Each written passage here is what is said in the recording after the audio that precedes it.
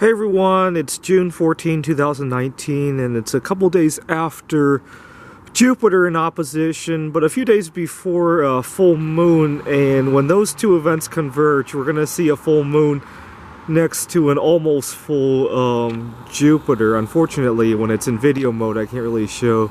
I've taken a few good photographs, but I can't really show the video. And what amazes me is how far we've traveled in our space mission. So obviously, later this year, it's going to be the 50th anniversary of Neil Armstrong walking on the moon. A lot of people don't realize this, but before Apollo 11, there was Apollo 8. The three crew members orbited the moon for about 20 hours before returning to Earth. I think Apollo 8 was a much bigger breakthrough than Apollo 11 personally, because they were the first to leave the vicinity of the Earth. It was live on TV. It was just after Christmas, and they had a broadcast of some of the Bible verses. And what was really amazing is that it was kind of unplanned. There was some news that the Soviets had something on the launch pad to go to the moon. We didn't have a lander for the moon yet, so our plan was adjusted to at least orbit the moon so that we could at least beat the Soviets in that regard. 50 years later, they still haven't walked on the moon, so or even sent a man into orbit around the moon. That's kind of amazing. And then for Jupiter, obviously we don't have any men up there right now, but right now as I'm recording this, Juno is a spacecraft that's orbiting Jupiter. It's the second one to be put into orbit around Jupiter. Before Juno, we had Galileo, which also orbited Jupiter for about 10 years.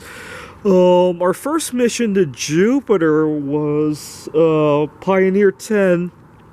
I think one of the big achievements that Pioneer 10 did was that it took a very good measurement of the mass of Jupiter, which paved the way for other missions, because Voyager 1, in order to get the trajectory right, Voyager 1 needed to know the mass of Jupiter so it could aim at the proper angle to end up at Saturn and so on.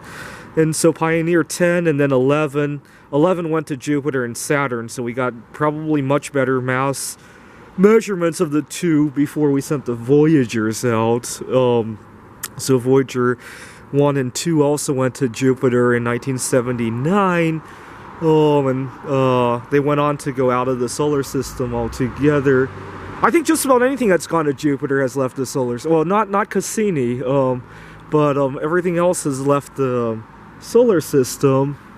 So, and then after that we had Galileo, which was the first probe to end up in orbit around Jupiter.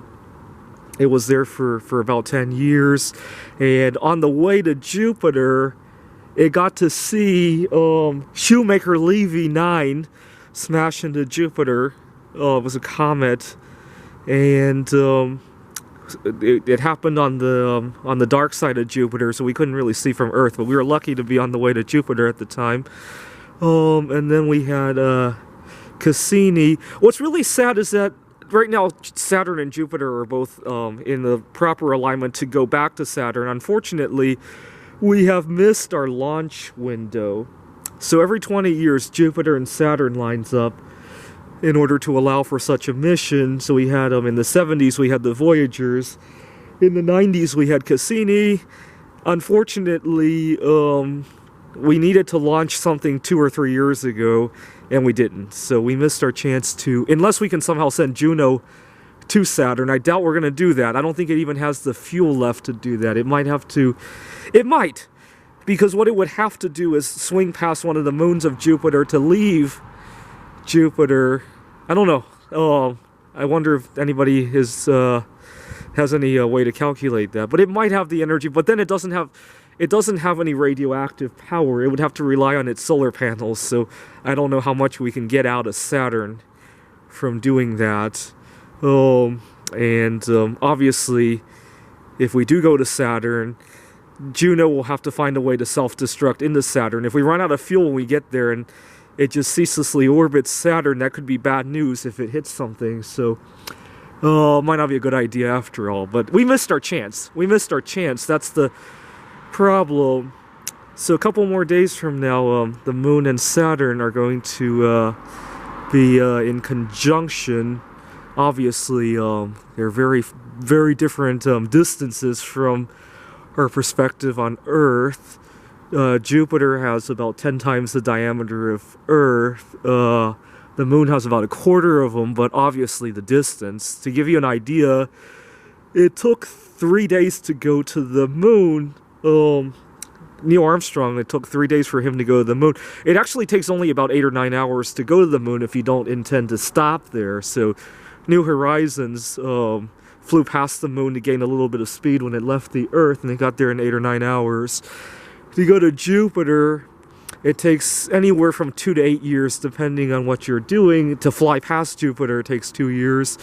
To end up in orbit around Jupiter or to send a probe to Jupiter, it takes about 8 years.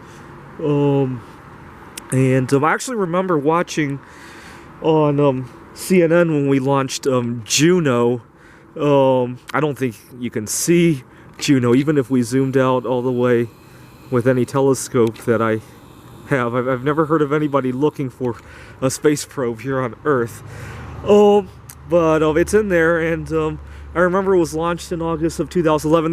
The reason I remember that day very clearly was that a couple months before the launch, I was at a conference. I was working on my PhD at the time, and I went to a conference, and I met a girl at the conference, but she lived halfway around the world, and I didn't really have time to go see her, and I was busy with my PhD, and I remember thinking, if only we had something that could fly as fast as Juno here on Earth. I mean, we probably will someday.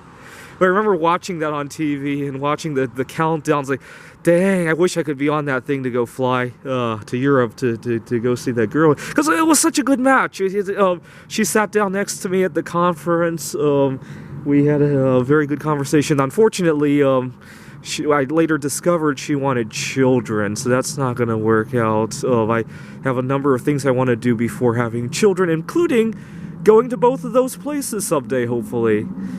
Anyways, have a good night watching.